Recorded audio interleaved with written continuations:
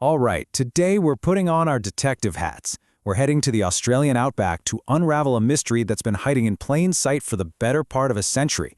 We're going to dig into the secrets of a small town's most precious relic, a story that everyone just accepted as fact for decades. So let's dive in.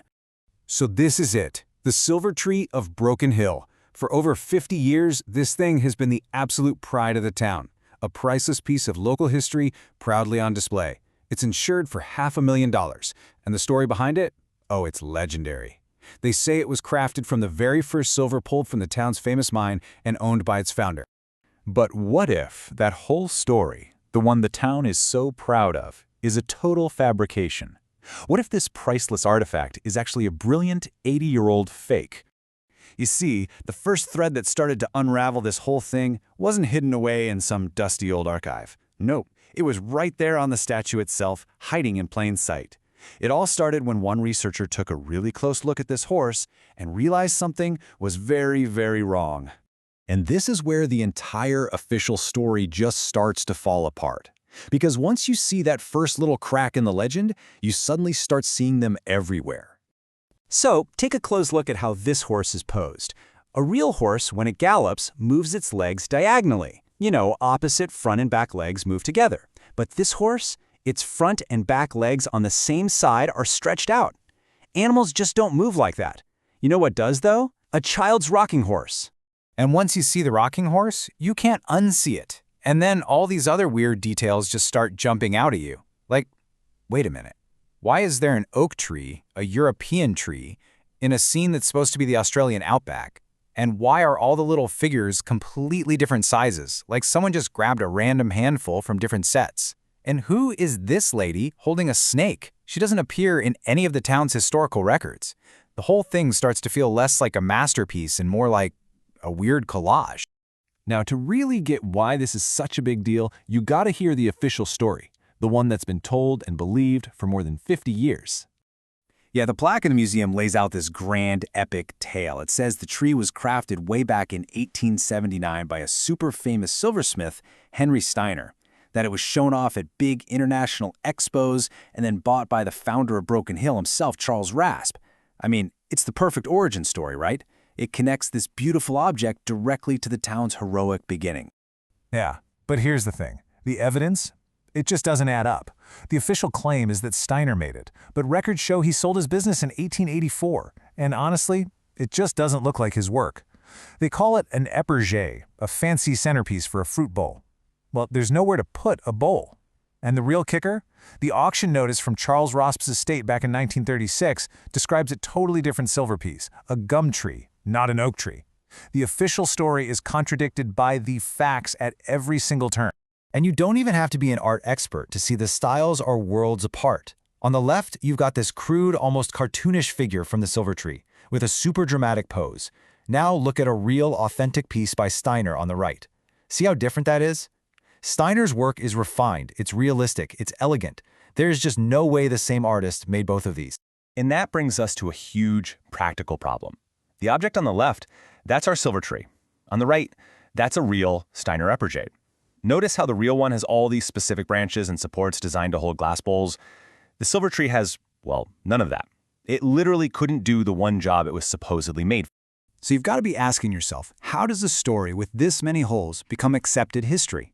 Well, it's a phenomenon we've actually seen before, famously with the Da Vinci Code. It's all about how a fabricated story can be planted and then grow into something that people believe is absolute fact.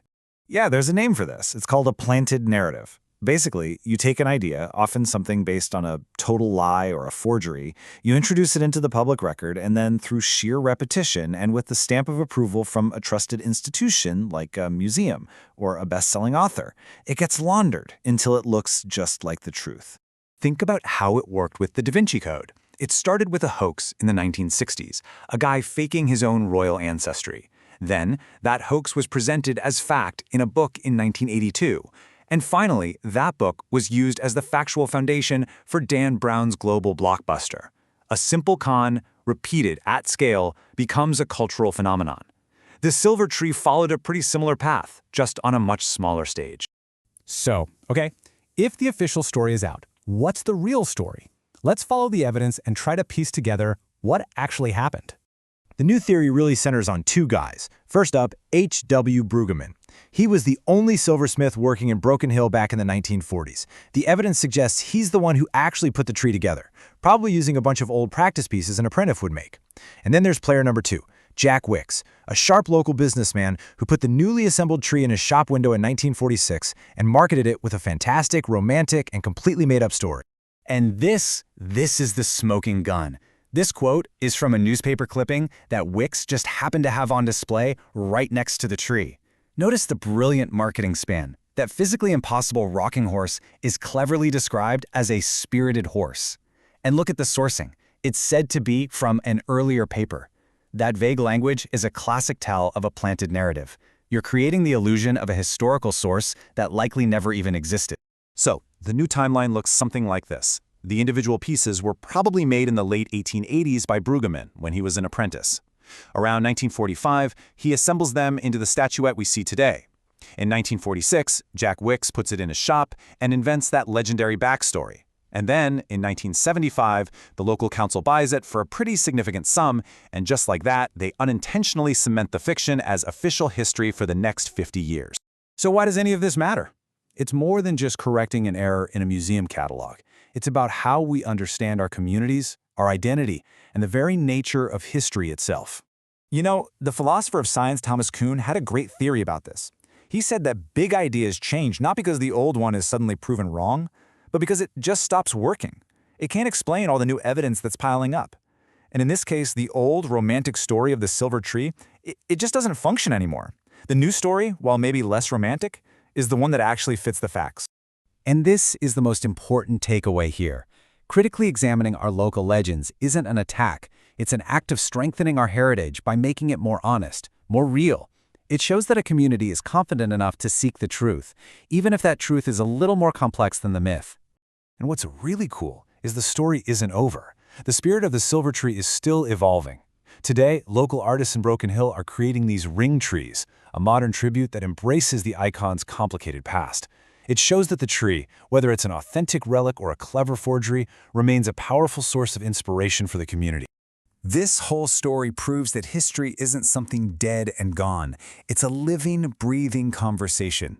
And that leaves us with one final thought. What stories in your town, your family, or even your own life are accepted as fact, but might be hiding a much more interesting truth, right there in plain sight?